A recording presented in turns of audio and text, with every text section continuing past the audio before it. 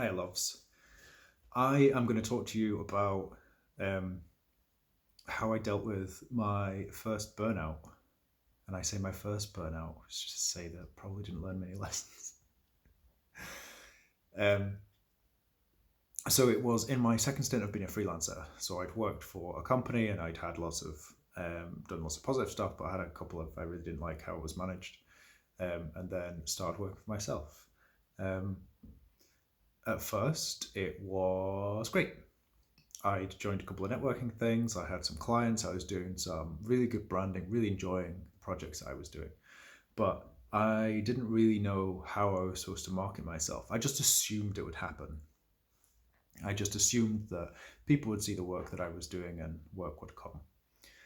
Um, so when it didn't work out that way, I'd gone from at the time being the best financial situation I'd been in, being super confident. I know what I'm doing. Like, here we go, just 2 feet, eyes shut, can't lose. And when things started to turn, it was like a slow downward slope. I started to look to what other people were doing and try to compare the work that I was doing to the work that they were doing.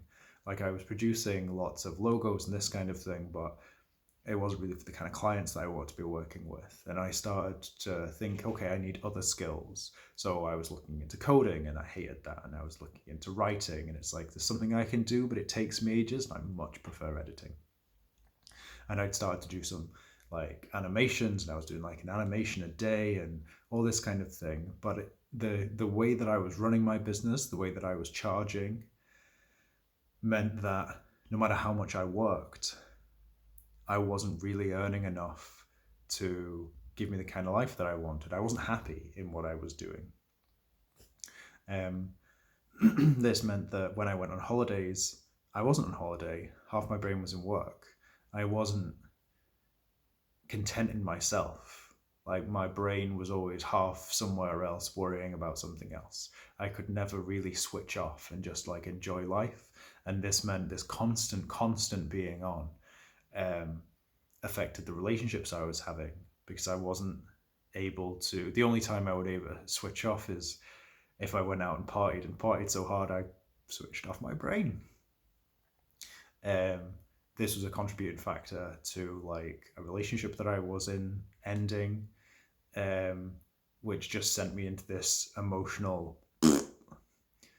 that I was in for, thinking back to it, over a year. In that time, I tried to start working with a couple of guys, thinking, okay, well, if I invest myself in my work again, then this will be absolutely fine. But because I still wasn't happy in the work that I was doing, and wasn't happy with myself, and wasn't happy with the money I was making, and wasn't able to do what I wanted with my life, it meant that the investing myself in work just didn't work.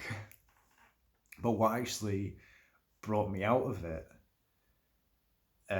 was a few really good friends who made me see the joy in the other parts of life.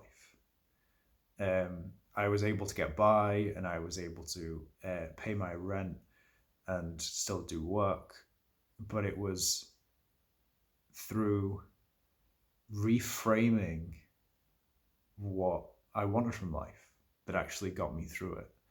Having the space to step back and really look at what the problem was. And the issue I think for me was that it was my sense of self. So I'd left this job, gone to be a freelancer, as I say, for the second time, and it's like I knew what I was going to sell. I was really good at branding. I was going to design these logos. I was going to work with these companies. It was going to be great. But that's the idea that I had in my head. But actually, I didn't have the steps for how it was going to happen.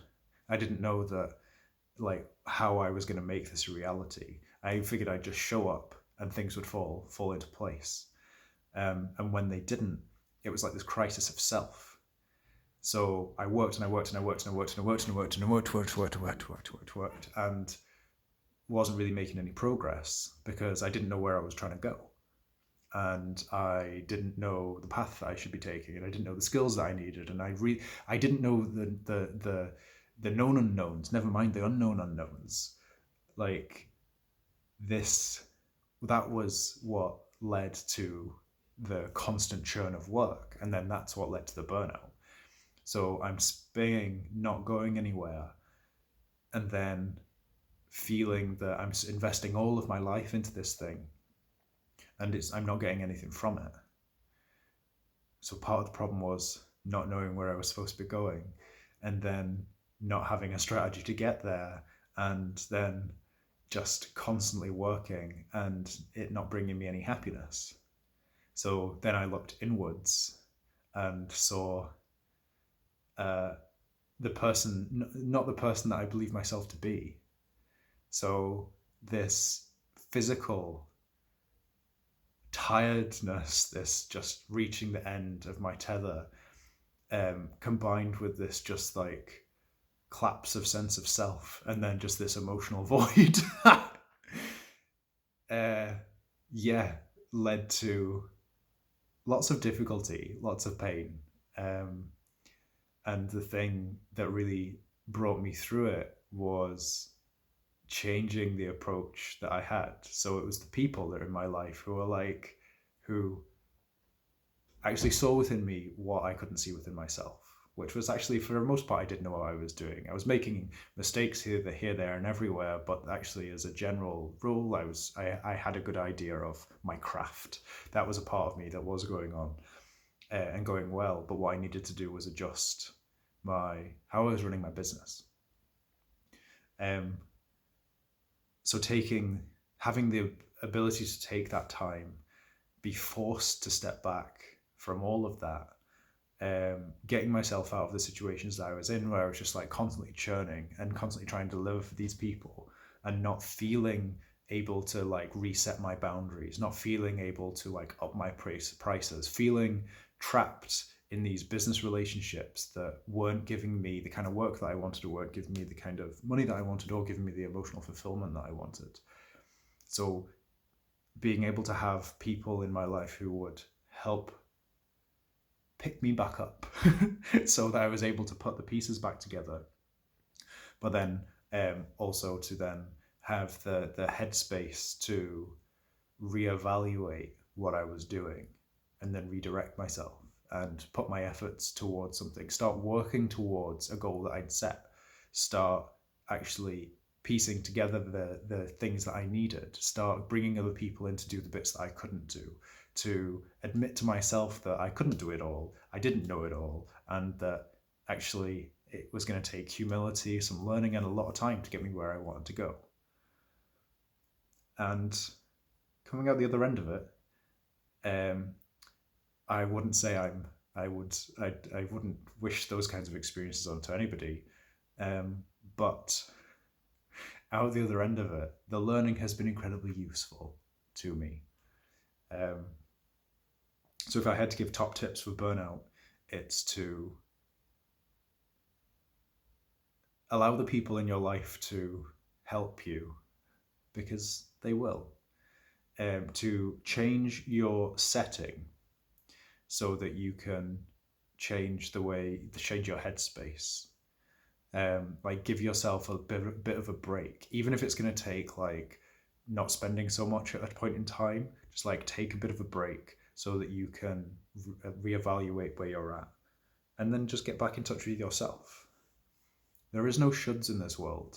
You don't have to be any kind of way. It's not that you are this kind of freelancer, therefore you should be doing this and you should be like this. You can be yourself, and you should.